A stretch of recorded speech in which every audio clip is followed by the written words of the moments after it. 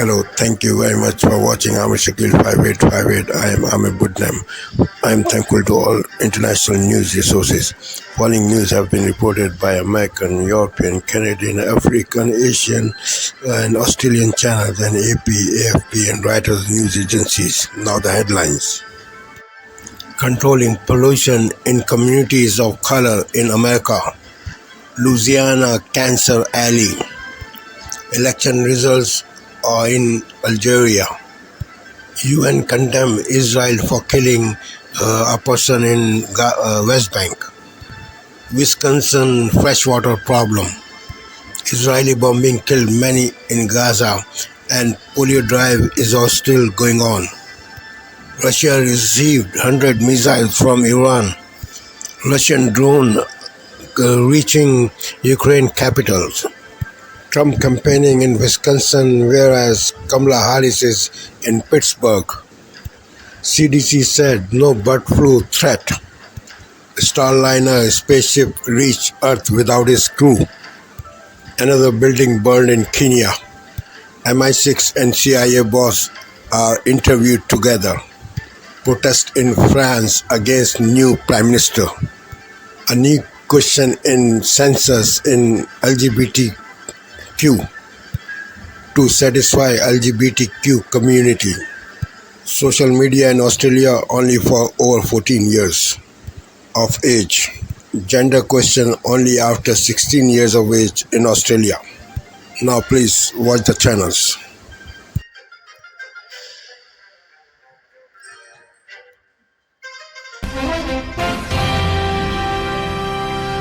Tonight on PBS News Weekend, what a federal court ruling means for the future of protecting communities of color from pollution in Louisiana's Cancer Alley. Then Americans navigate family planning, weighing concerns about finances, childcare, and even the planet's future. And how Wisconsin is trying to save its freshwater mussels from drought and warming temperatures. I was no longer picking up a mussel and placing it gently in the water. I was throwing it as fast as I could.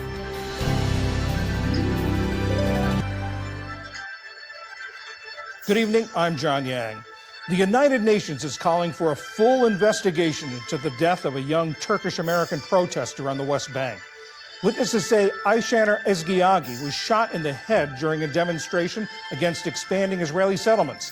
And in Gaza, Israeli airstrikes are blamed for the deaths of more than a dozen people who were taking shelter at a school and at a refugee camp. Israel says it was targeting a Hamas command center.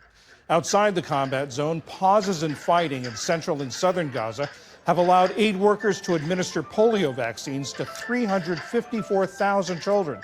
That's more than half the UN's goal. In Ukraine, Russian drone attacks are getting dangerously close to the country's capital. Ukraine's Air Force said that across the country overnight, it shot down nearly 60 long-range drones. Debris and shrapnel fell onto streets in Kyiv, some of it narrowly missing the country's parliament building. President Volodymyr Zelensky is in Italy today. He's meeting with European leaders to try to shore up support and ask for more aid. Both presidential candidates were in crucial swing states today. Vice President Kamala Harris took a break from debate prep in Pittsburgh to talk with voters at small businesses. And former President Donald Trump was in Wisconsin addressing supporters at an airport tarmac rally from behind bulletproof glass. The candidate's first debate is on Tuesday. The CDC says the risk from bird flu remains low despite a new case in Missouri. The 14th person infected this year is the first with no known exposure to farm animals that can carry the virus. The patient's recovered after being treated with antiviral medications in a hospital. Boeing's troubled Starliner capsule is back from space without its two test pilots. Overnight, the fully automated craft parachuted into the New Mexico desert.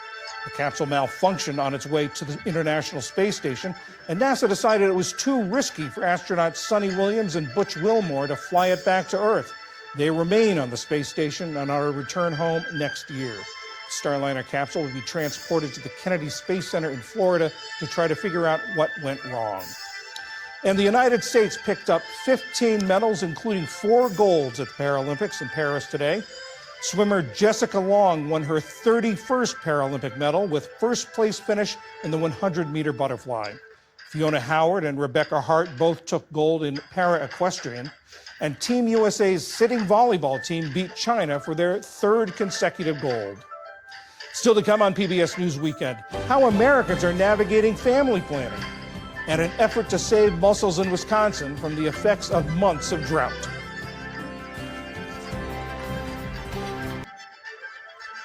Joining me now is Basil Smikle Jr., MSNBC political analyst, professor of practice, School of Professional Studies at Columbia University, and a Democratic strategist, and former Congressman David Jolly. He's also an MSNBC political analyst. So, Basil, MSNBC reported that in addition to Harris preparing for policy responses, she's preparing for Donald Trump to say derogatory things about her. How do you think she should respond if the debate becomes volatile in that way? Punch back. You don't have to do the same ad hominem attacks that Donald Trump is living on her. You don't have to make it personal, but you have to treat the bully as the bully that he is. If you remember in 2016 when he was debating Hillary Clinton, he would follow her around the debate stage, sort of looming over her. I doubt that that's going to happen now, but she has said earlier in this month and change where he's become the nominee that she knew the type, and if she's going to prosecute the case against Donald Trump, then she should also treat him like the criminal that he is, the 34 felony counts that he's received. Treat him as that person. Don't back down. Be strong, but also always pivot back to these are our values. We're not moving backwards, we're going forward. So always pivot back to that. Make sure that she reminds the American people that this is an inclusive campaign when he's always focused on a more exclusive campaign. But what is the style of that punchback? Is it sticking with the joy? Is it making fun of him? Does she become more serious with the punchback? It's interesting because I don't think you need to elevate him. And, there's this point where folks had said, maybe we don't talk about him as a threat to democracy. You minimize him. Don't elevate him. Make him seem small. Make him seem petty. That's a rhetorical flourish that I think she can handle. You don't need Obama-level rhetoric here, Michelle or Barack. You just need to be able to turn back and say, that's small-minded. That's immature. That's the bully. Don't elevate him. Don't make him seem bigger than he really is. Make him seem petty. And you know what? That gets under his skin. When you kind of ignore him and you kind of push him to the side and make him feel irrelevant, he's going to push back in a way that will make him seem more unhinged, if that's even possible, than he already is. David, the Harris campaign has agreed to allow muted mics when the candidate is not speaking after originally wanting them unmuted the whole time. Is this a setback for the Harris campaign, or do you think it even matters at this point? I don't think it matters at all. And I love these pre-debate days because we all have theories and ideas of what she should do, and then it turns out. So California has a massive deficit that was just referenced, tens of billions of dollars. And California Governor Gavin Newsom said that's why he vetoed the bill, that this would have taxed an already limited budget, since there are so many illegal immigrants in California. And the whole country suffers from an illegal alien crisis, but California has the largest percentage of them. Are you impressed, Tom, with what Gavin Newsom did in vetoing this bill? I had no idea Gavin Newsom was such a centrist. He actually doesn't want to hand out houses to illegal aliens. It's unbelievable the bar is this low that Gavin Newsom can run around and crow and be proud of the fact that he's vetoing this bill, and he's getting all sorts of national attention for it. He seems to think he's very savvy when he does this, and he is, very willing to engage. He comes on Fox News. He did that, debate on Hannity and things like that. So he loves kind of doing this because, of course, he's running for president in 2028, and it's just amazing that we can, as I said, the bar, it's as low as it can get, and the idea that, are you for illegal immigration or are you against it? Well, I'm against giving them houses. Well, related to that, Donald Trump coming out with this radical position of not giving massive loans to illegal immigrants to buy new houses is not that, that's pretty standard viewpoint, probably held by a lot of Americans. But a lot of people are saying that Gavin Newsom is doing this because he has his sights set on the presidential election in 2028. Now, a lot of Democrats have supported this generous housing loan program program for illegal immigrants. Nancy Pelosi came out and said it was part of the American dream. It obviously passed both houses of Congress in California with overwhelming Democrat support. So why do you think he needs to run away from this if he wants to run for president? Well, here's why. And in full disclosure, I reported on this story this week for the channel, and I started digging into it and learned, Molly, that there was a pre-existing program that they tried this back in June, minus the illegal alien part, just for low-income, first-time homebuyers. It went bankrupt in 11 days. California's finance department put that out in a statement, and yet even after the finance department put the statement out, Democrat senators and state California Democrat folks voted for it.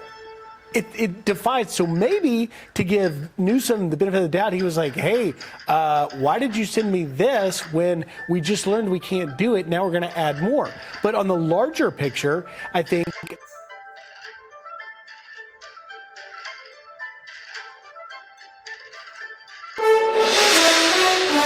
Tonight, new information in the aftermath of the deadly school shooting in Georgia. With a community in mourning, what the suspected shooter's family says he texted his mother the morning of the attack. I'm Dave Malkoff at Appalachian High School. Today, I spoke to the suspect's grandfather. What he told me, straight ahead. Also tonight, debate showdown. Is anybody going to be watching? Donald Trump gets ready, hitting the trail in Wisconsin. She's a threat to democracy. Harris in Pennsylvania. Bring our country together, chart a new way forward. I'm Weijia Jiang in Pittsburgh, where Harris is preparing to take on Trump. New tonight, both candidates are speaking out about facing off. Plus, new protests in Israel as anger builds over their government's failure to secure a hostage deal. I'm Elizabeth Palmer in Tel Aviv, where once again, thousands of Israelis poured into the streets to pressure their government for a hostage deal and a ceasefire in Gaza. September sizzle. A heat wave intensifies for millions in the West. This California wildfire spreading fast and sparking evacuations. And later, don't look down. Meet the Slackliners, sharing a passion for balance, precision, and walking a fine line. All right, let's try it. Woo! Nice job. This is the CBS Weekend News from Washington with Adriana Diaz. Good evening. We begin tonight with new details about the deadly school shooting that has left a small. Tonight, the alleged terror plot disrupted by police on both sides of the border.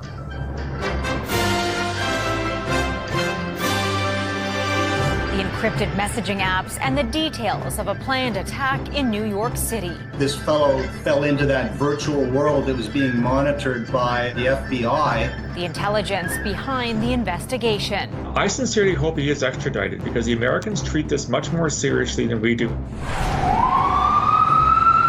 Wastewater data tracking Canada's toxic drug supply. Vancouver has been known to have incredibly potent drugs, partly because it's an entryway into Canada. The potentially deadly drug crisis flowing through major city streets.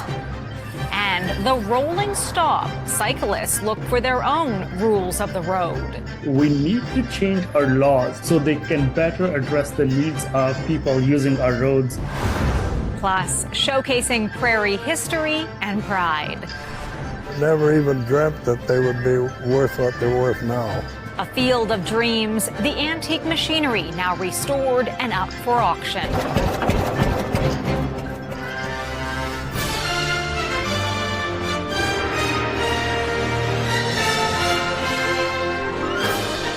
CTV National News with Heather Butts. Good evening. There are serious questions tonight about a...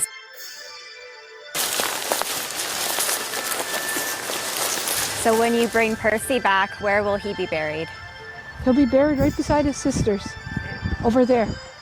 Do you want to show me? Yes, yeah, well, I'll take you there. Claire O'Nobigan is showing me the spot she says her Uncle Percy should be buried. Next to his family, on Long Lake 58 First Nation in Northern Ontario. Percy was 6 when he was taken from his home to St. Joseph's Indian Residential School in Thunder Bay in 1944. That's Uncle Kenny and Percy. He had epilepsy and was partially paralyzed. He ended up spending years in hospitals without his family's knowledge or consent. These are records of Uncle Percy at the hospitals. He was still able to walk and play and have fun. At 27, he died of tuberculosis at a hospital in Woodstock, Ontario. When he died, there was no celebration of his life. There was no way to honor him the way we do here. We celebrate our family, we celebrate their birth, but we also celebrate their passing. And Percy didn't have that. Mom said that she used to sleep with Percy, and he had his own chores in their home. He used to help doing the folding and stuff like that. His family has been fighting to have his remains brought home through the residential school's Missing Children Community Support Fund, but their claim is being denied because Percy was an adult when he died. We didn't hide children or adults who had challenges, whether they be intellectual or physical.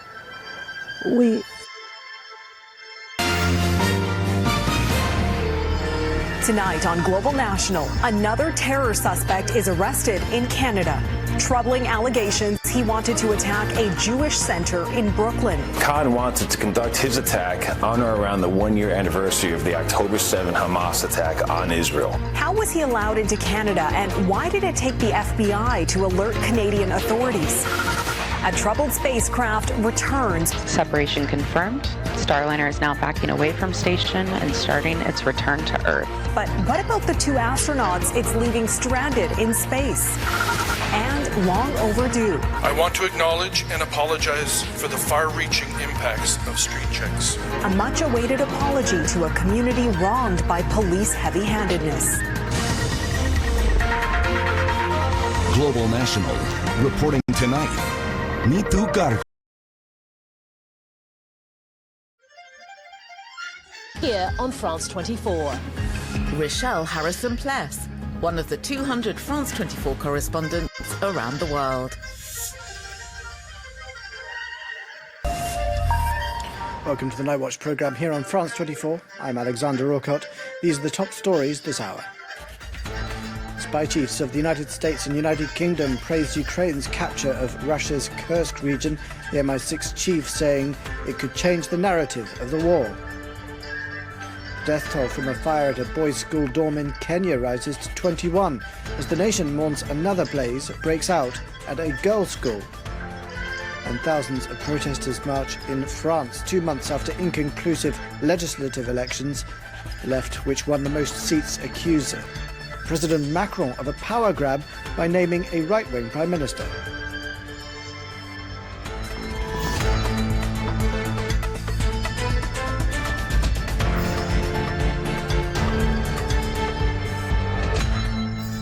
Thanks for being with us here on France 24. Our top story this hour, the spy chiefs of the UK and US have praised Ukraine's incursion into the Russian region of Kursk. Richard Moore and Bill Burns of the MI6 and CIA made their comments as they sat down with reporters in London to answer questions on geopolitics. The two spy chiefs say the world order is now under threat in a way that hasn't been seen since the Cold War.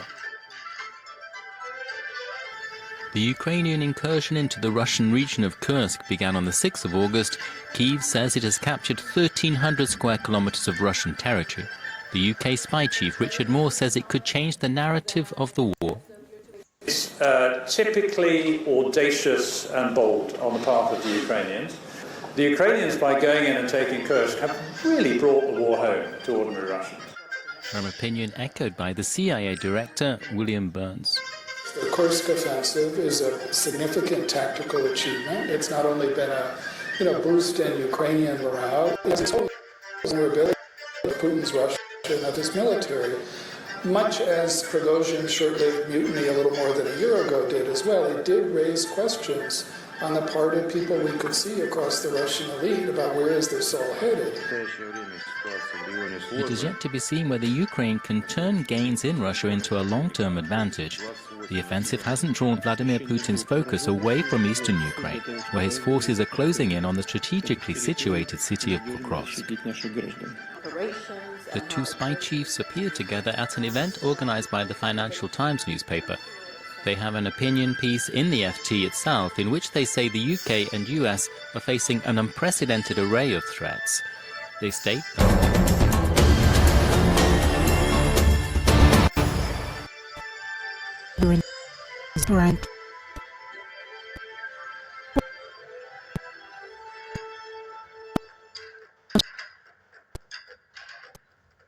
his vote on Saturday in a presidential election where two candidates aspire to replace him. By midday, 13.11% of the country's 24 million registered voters to the polls. Tabun praised the electoral campaign which ended on September 3rd.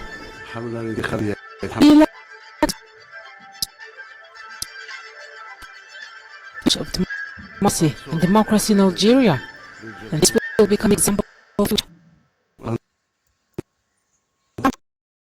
at calling Kenya, 18 boys were facing an anguished wait Friday. To honor the children who died, President William Ruto declared 3 days of mourning. The fire broke late Thursday at the Hillside Primary School. Pupils were consequently injured and are being hospitalized. With 37 reunited with their parents, 70 children were still unaccounted for. Vice President Rigathi Gachagua urged community members who may have sheltered some of them to help account for them. The cause of the fire at the dormitory in Nyeri County is being investigated. Authorities said it housed more than 150 boys aged 10 to 14. Since most Here, after a devastating earthquake hit Morocco, the mountain communities that suffered the most are still in the process of rebuilding. Inamizmi, a significant town in the severely impacted Al Haouz region, some structures have been repaired, but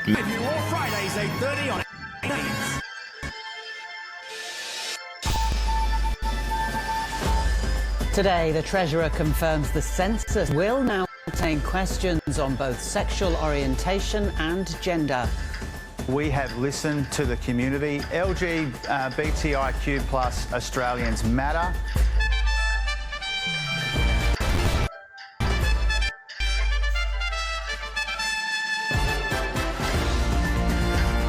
Australian first legislation to be introduced in South Australia to ban children under 14 from using social media. Gold for Australia at the Paralympics in the men's running and kayaking. And Jordan Thompson and Max Purcell, the first Aussie winners at Flushing Meadows since 1996.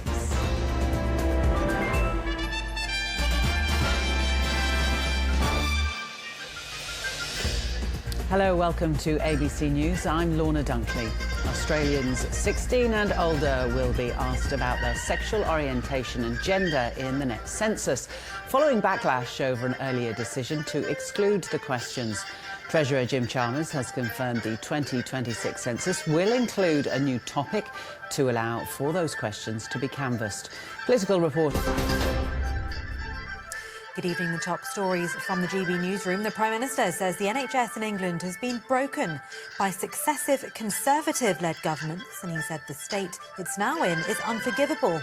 Sir Keir Starmer told the BBC's Laura Koonsberg that a review of the health service to be published on Thursday finds changes to the NHS were hopelessly misconceived. He said austerity in the coalition years and then the Conservative government's handling of the COVID pandemic left the NHS in an awful position. The report's expected to reveal that more than 100,000 infants up to the age of 2 were left waiting for more than 6 hours in A&E departments. Falling vaccination rates and rises in ADHD medication and in eating disorder-related hospital admissions for children. In other news, Sir Keir Starmer met with his Irish counterpart today as part of a commitment to reset relations between the UK and Ireland. They say coordination on security among the priorities of planned annual UK-Ireland summits. The Prime Minister and Irish Premier Simon Harris agreed the terms of the leader-level meetings as they held talks in Dublin. The annual summits will focus on several key areas such as security, justice and global issues, climate, energy, technology and innovation, growth, trade and more. A joint statement said that their meeting marked an ambitious programme towards a renewed and strengthened partnership. The first meeting will be held in March. About moving that reset on, cementing it and making it ambitious. We're clear that by March we want to have a summit to show the yield from this, and then annual summits after that. We are also resetting our relationship with the EU, and I've made it very clear that I want a closer relationship with the EU. That's of course on security, on defence, but also on trade, reducing the friction, and any business here in Ireland will tell you that reducing so we will reset that. Perfect.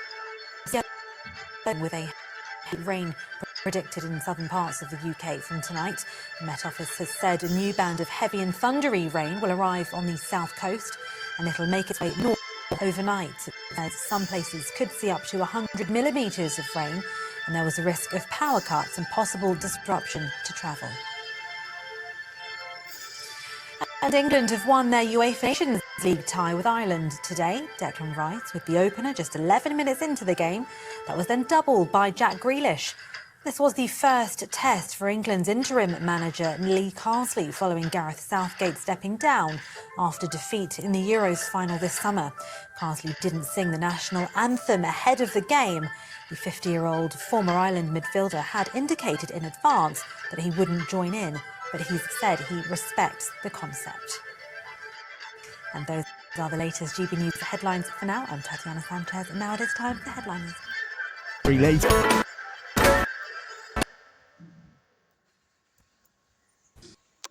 Asia now. It's 11 in Singapore. Jakarta has been at this hour. Super Typhoon Yagi weakens into a tropical depression after making landfall in Vietnam's northern coast. State media say 8 people are dead and more than a dozen are missing. And ethnic violence returns to Manipur in northeast India, killing 6, prompting authorities to shut schools and deploy army helicopter and systems. Plus, North Korean leader Kim Jong-un stresses the importance of strengthening the country's naval power, saying they will soon possess large surface warships and submarines.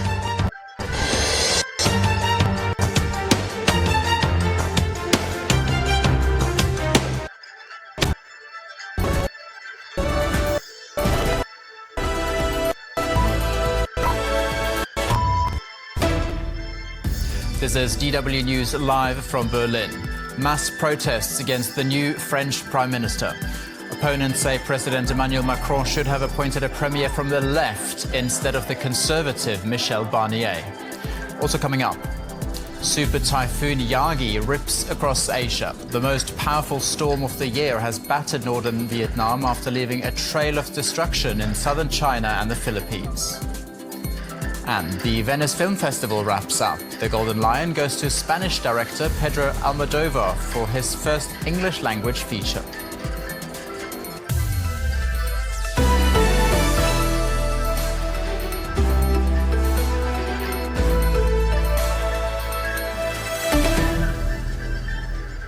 I'm Ul Alsaka. A very warm welcome to the program. We begin in.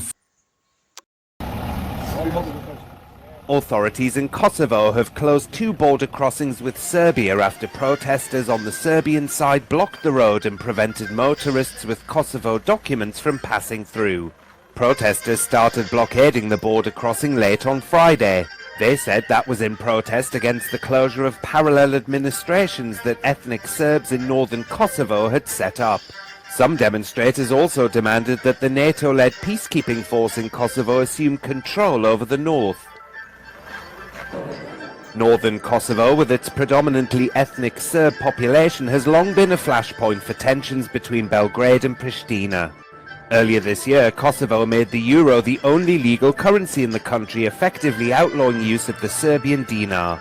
And the border blockade began just days after police in northern Kosovo closed 5 administration offices linked to the Belgrade government. Serbia doesn't recognize Kosovo's independence proclaimed in 2008.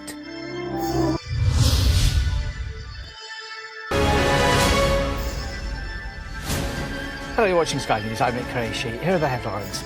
MI6 and CIA spy masters appear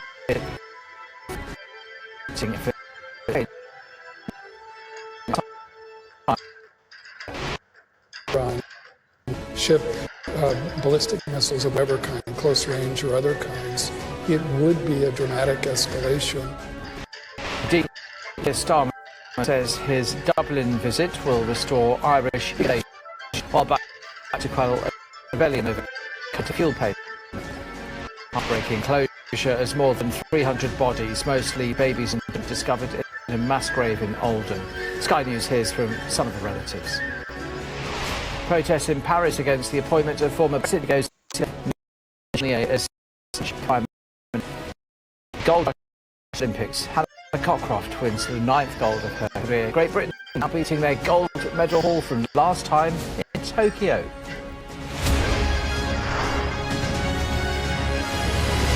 Hello, good to see you this Sunday. Sky News has been told Ukrainian has short ballistic missiles to Russia for its war effort in Ukraine. TRT war husband over Palestinians killed on Saturday as relentless on Tunisia.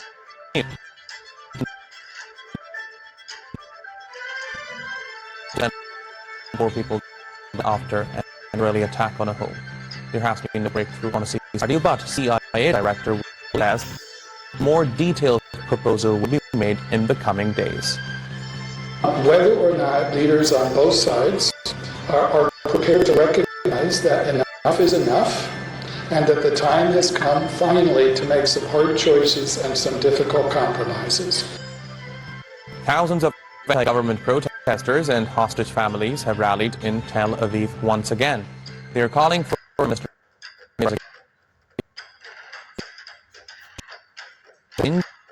in Ukraine, Russia to have next first week cut by forces following cross-border attacks last month. Of left demonstrators protested against the appointment of Michel Barnier as the country's new Prime Minister.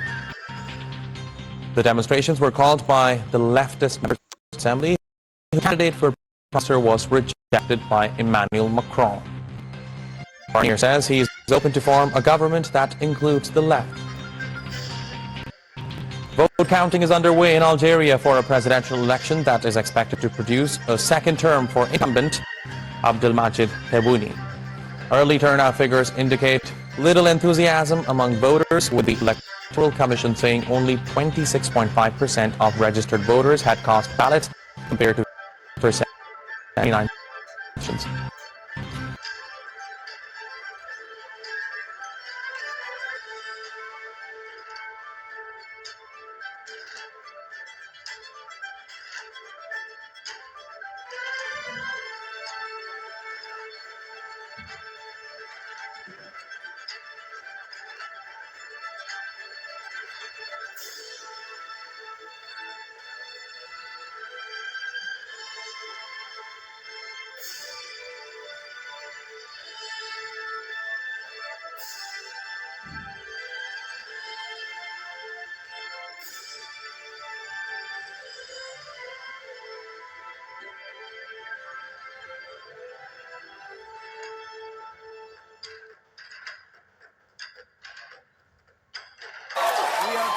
In a contest too close to call, every presidential endorsement is an event. One of the most conservative politicians ever is planning to vote for a Democrat, probably for the first time in his life. Neoconservative Dick Cheney is far from a darling of the American left. The former vice president instrumental in the Iraq War has now mounted a civil war in the Republican Party. The man who served under George Bush Jr. announced he will be voting Democrat in the presidential election after his daughter Liz Cheney had said this about Donald Trump. I do think people really need to sit down and think through what would it mean to put this depraved human being in the most powerful office in the world, and why that's a risk we can't take. They're misogynistic pigs. The party unity here at the Republican National Convention in July has now been broken by a member of the party's establishment. After winning the endorsement of America's biggest police union, Trump responded in a post on his social media platform. The Republican nominee called Dick Cheney an irrelevant Republican in name only. The question is, what, if any, will the intervention of a Republican grandee have on the electorate? At present, a national poll tracker showed Kamala Harris held a lead with 47.5% of voters, compared with just 43.9% who were behind Trump. But what matters most is where these voters fall in swing states like this. In Georgia, the candidates are almost neck and neck, with Kamala Harris on 46.6% and Trump on 46.1%. But in Arizona, Trump is ahead with 46% of voters, compared to 45.6% supporting Kamala Harris. These margins are tight and ever-changing, but where there is a clear lead is in cash.